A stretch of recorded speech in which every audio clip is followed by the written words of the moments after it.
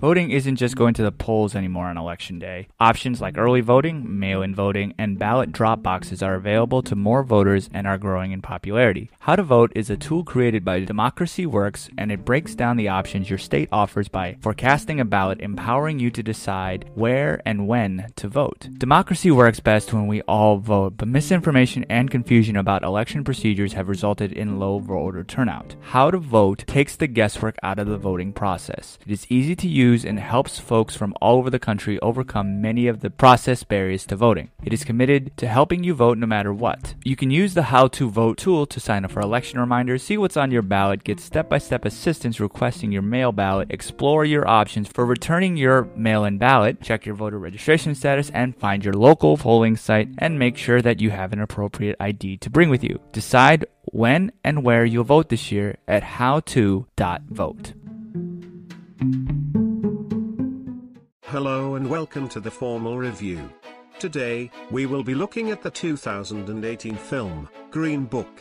Now sit back, relax, and enjoy the review. Hey everyone, welcome back to episode 29 of the formal review. Now I do want to say, as always, there may be some spoilers in the review. However, I always do my best to keep the review fairly vague so not to ruin the movie for you. But if you really don't care about that, keep listening. Green Book is a comedy drama film directed by Peter Farrelly and written by Nick Vallelonga, Brian Hayes Curie, and Farrelly. It stars Viggo Mortensen, Mahershala Ali, and Linda Cardellini. This film takes place in the 1960s, mostly in the Deep South, but also in New York City. Tony Vallelonga, played by Mortensen, is an Italian-American bouncer who's hired as a driver for Don Shirley, or Dr. Shirley, played by Ali, who is an African-American classical and jazz pianist, as he does a musical tour throughout the Deep South. The name of the film comes from a book that was given to African Americans traveling throughout certain areas of the country to find hotels that were friendly to them at the time, because obviously in certain areas of the country, African Americans were not allowed to stay in certain hotels or eat at certain restaurants. Now, going into this, I was excited for this mainly because Viggo Mortensen is an alumni of my school, gets really into every single role, and Mahershala Ali does the exact same. I've loved every film that he's been in, and also TV shows.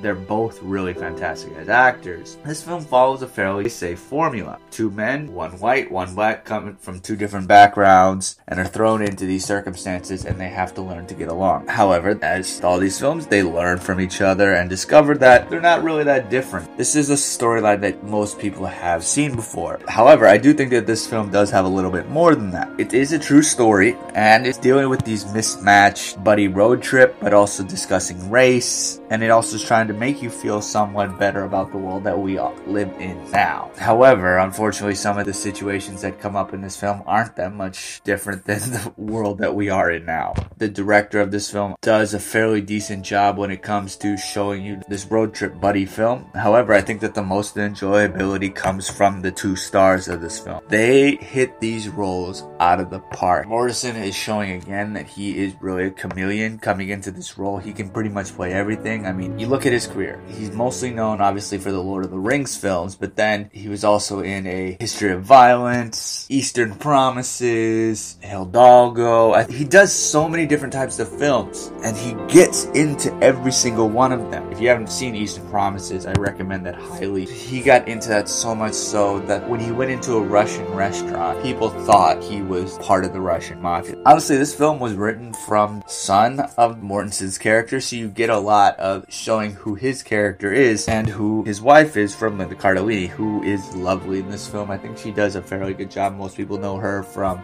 Freaks and Geeks and also Scooby-Doo. She was also in Grandma's Boy. She's done a lot of smaller films. Tony is this guy who has grown up and has stayed living in the Bronx in New York City. He wants to stay there. He is willing to work his way pretty much from paycheck to paycheck, just getting these odd jobs to support his family. And being an Italian during the 1960s, obviously the Italian mob did exist. He avoids that and works these kind of odd jobs When it comes to their characters, I think that they have a lot of great chemistry because both of them are really pleasant to see on screen, and then seeing them interact with their banter and the script. Tony is coming from a fairly racially insensitive background. Now Doc, he travels around as a upper class person, so when he looks down at Tony, he sees this guy who can't speak English well, can't write, and frankly is a somewhat embarrassment to him, but he does his job really well, so he keeps him around. The dialogue between them is the best part about this movie. The film overall is a fairly pleasant film, and it does touch on the ideas of race and identity, one in the country as a whole, but honest from Doc's point of view. As it shows, a lot of black men are looked at as second-class citizens, and they're looked at as not being very elegant, and he doesn't fall into that because of how good of a pianist that he is. However, Doc feels lost as a character because he doesn't really fall into any of the categories. Now, as this film transitions between ups and downs of the film, it goes fairly quick. Something really serious happens, and then they're joking again in the car.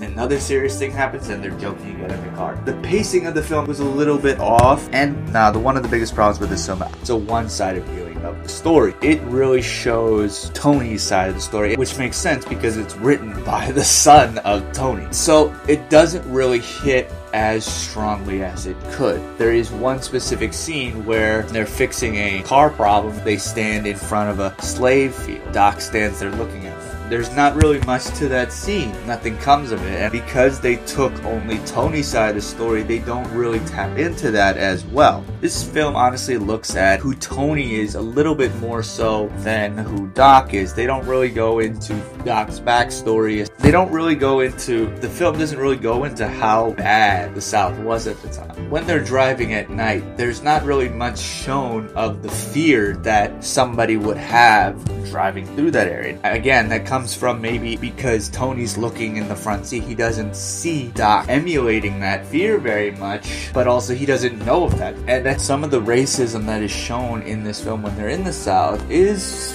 fairly tame for what really black individuals suffered through then, and unfortunately still today. A black man couldn't try on a suit. That is awful, don't get me wrong, but black men have been hung from trees. Black men have been beaten to death. There's an extreme problem here. And maybe that's just because, again, the story was written from Tony's point of view. Problems that happened were only the ones that he saw, which was couldn't try on a suit before he bought it. And I'm not really trying to say that this really will make the film unenjoyable, because it is really enjoyable. It was funny in the right places, and it is touching too, but for the most part, it's a fairly safe film. The acting, I think, is great.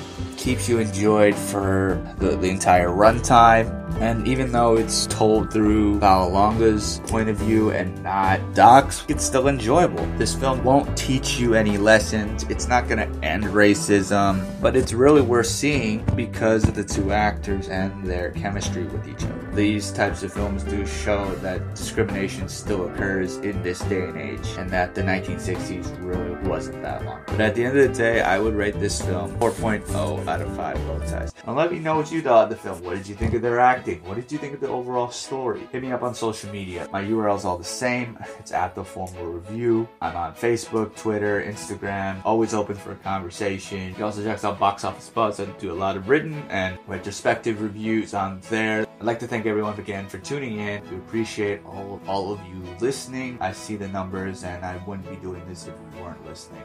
So thank you for that.